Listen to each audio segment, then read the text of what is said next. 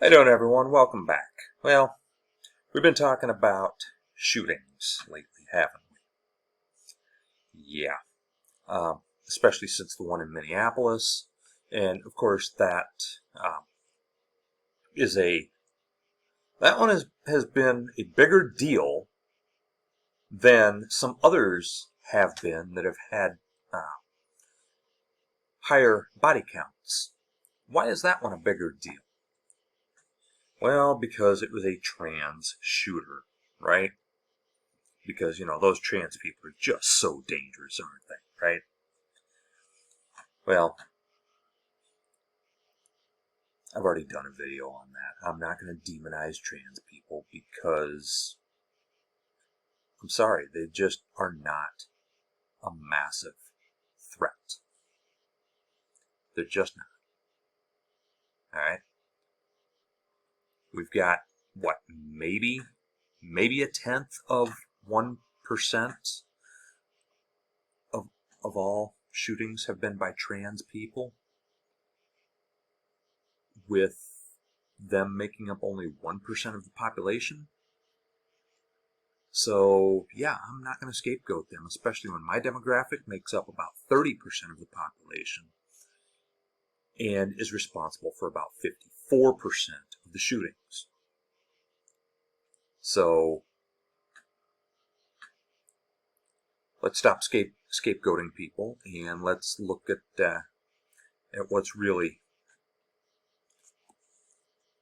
at what we really can do, right? Now, because this was a trans shooter, right, people want to really focus on mental health. By the way, that's George. And I don't know what his deal is. Apparently he wants to star in this video. But, yeah, so where was I? Yeah, the people want to really focus in on mental health. Well, it's a trans person and they're all mentally ill, and therefore, we have to focus on the mental health. It's a mental health thing. All right, first of all, is being trans a mental illness? I'm not a mental health professional. What the hell do I know about it? Right? That what the hell do I know about it? I am saying, however, that scapegoating mental health, just in general,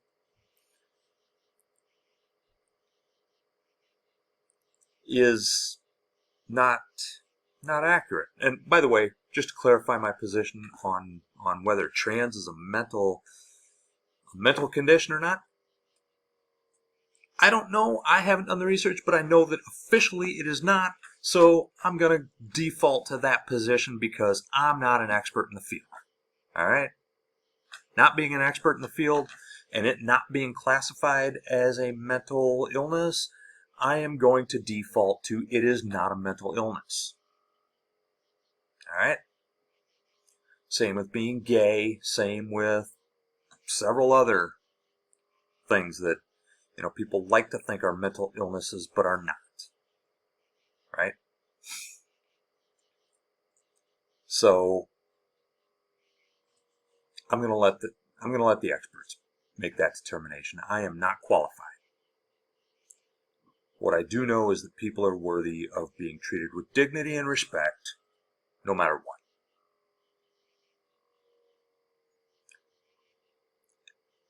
And now I'm going to get back into the point that I was trying to make here, right? People want to focus on mental health. This time they want to say it's because the shooter was trans. But any other time they're going to scapegoat, like Bobby Kennedy, for example, decided that he's going to scapegoat psychiatric drugs, antidepressants and anti-anxiety pills and whatnot, right? Well, no, that's not really accurate either. Because if you're being medicated, if you're actually being treated, you are less likely to act out on a mental condition, aren't you? Right? One would think. I mean, just like, if you're vaccinated against a certain disease, you're far less likely to get it, right? But that's another video for another time, because we all know Bobby Kennedy is an idiot. But again, I digress. So, mental health. We cannot just blame mental health, just blanket blame mental health, because the relationship between mental health and shootings is not cut and dry. It's actually a very complex relationship. We don't ignore the mental health, of course, or we shouldn't ignore the mental health. But at the same time, let's not blame mental health for all of it. All right, because other countries have mental health issues at the same rate that we do, and some even higher than we do, right? And yet they don't have shootings like we do. It is a uniquely American thing to have schools shot up, to have mass shootings happen at all, to have concerts and shopping malls and whatever else to be shot up. It is uniquely American. It happens far too often.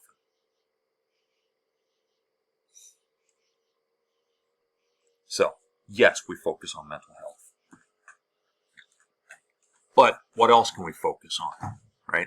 Which, by the way, those of you who say, well, it's a mental health thing, and then you say, well, great, let's fund mental health. They're like, well, no, that's communism. What?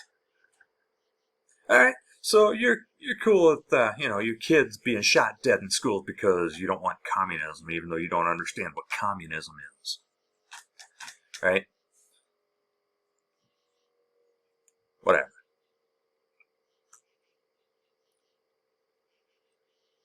So we don't want to fund mental health or healthcare at all, for that matter, right? But again, I digress. But yeah, funding mental health would help. What else would help? Red flag laws. That goes hand in hand with mental health, doesn't it? Mental health, but it's also a law that allows someone who is in crisis to have their guns taken away, at least temporarily, and ideally they'll get the treatment they need and get their guns back. That's the ideal outcome, right? Because they will no longer be a threat, ideally. But yeah, some people should never have guns. We know that.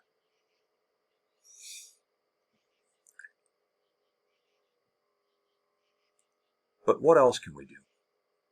All right. You ever heard of the gun show loophole? Yeah. Private sales of firearms.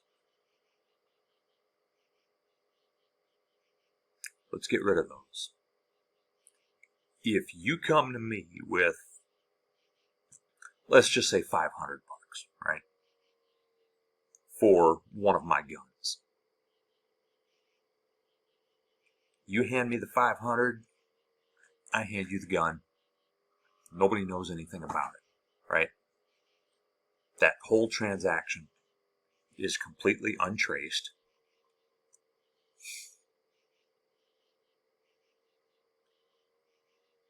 And it's all perfectly legal. Nobody knows where that gun is now. But it's legal. Why?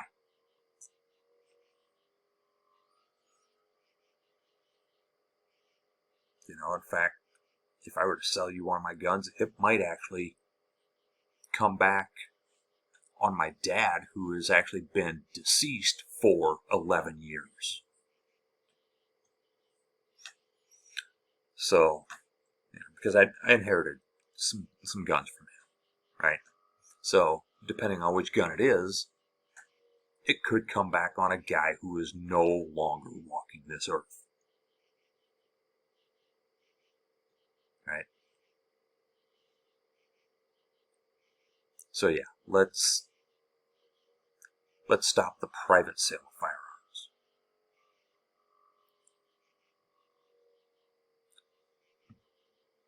A lot of states have waiting periods, but we absolutely need the mandatory universal background checks. Absolutely need that.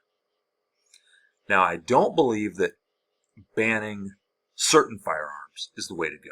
I don't believe that. I understand that a lot of people disagree with me on that. But I just don't see where that's a solution. Okay? And, you want to point to the assault weapons ban that the Clinton administration signed into law in the 90s, and it was not extended during the Bush administration. And I understand. But at the same time,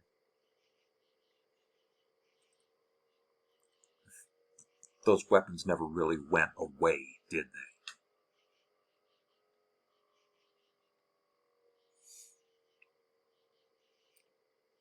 But again, I don't think that banning a particular type of weapon is going to have the impact that we think.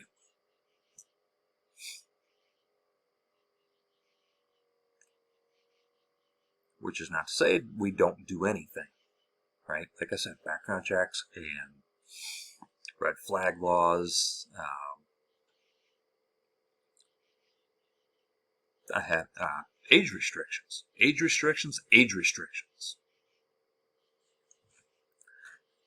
Tell me why an 18-year-old should be walking around with, the 18-year-old, not old enough to drink a beer, but old enough to be walking around with an AR-15, right?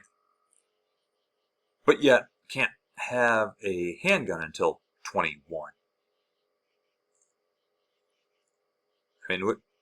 We just have weird laws as it pertains to ages, right? You can have a shotgun or a rifle at this age, but you can't have a handgun until this age, or you can have this type of rifle at this age, but you can't have this type until you're that age, and it just doesn't make any sense. Does not make any sense. Let's make them uniform, whatever the age is. Which is not to say that, you can't take your 14-year-old out hunting with you, or even your 12-year-old out hunting with you. But for them to be the owner of that firearm, no. Your 16-year-old should not own that firearm. It may be theirs for hunting purposes, the one that they use when you're out on the hunt, and that's fine. But for them to be the owner, that means that they would also have, they shouldn't have access, right? They just should not have access unless it's under very strict adult supervision. Safe storage laws, that's hard to enforce. But I have some Fourth Amendment concerns on that, right? In principle, I like the idea, and I think you should store your firearms safely. But as far as enforcement, I don't know how you would go about it unless someone gets their hands on your firearms and commits atrocities.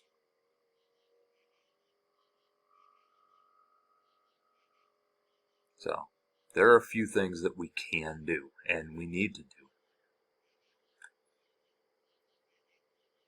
And can we harden some of our targets? Sure. But why are we turning schools into prisons? Metal detectors and armed guards and all that. You know what? Sounds great, to keep the kids safe. But, the same people who don't want to do anything about gun violence, or whose solution to school shootings is arm the teachers, metal detectors and arm the teachers. Simplistic enough, but simplistic solutions don't get the job done.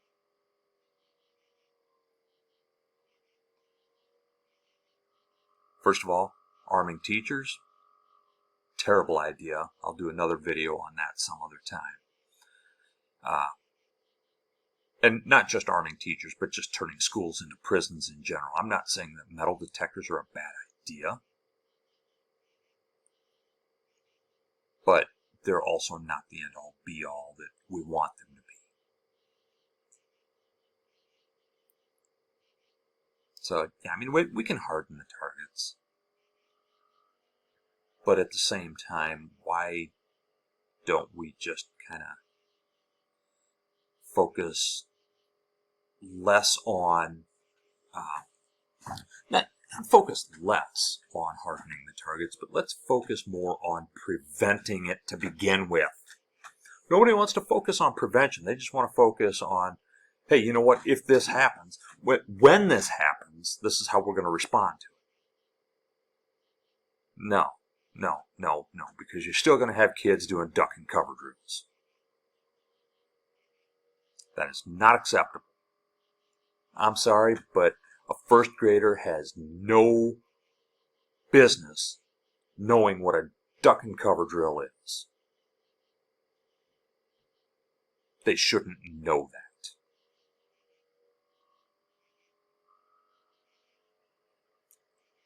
But here we are, 2025 America, right?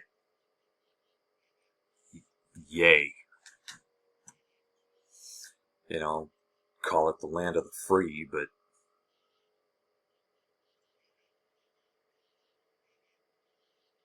are we free if we're not even able to send our kids to school? Anyway, like I said, I'll get more into how we handle schools specifically, and why some of the so-called solutions are a bad idea. I'll get into those in another video.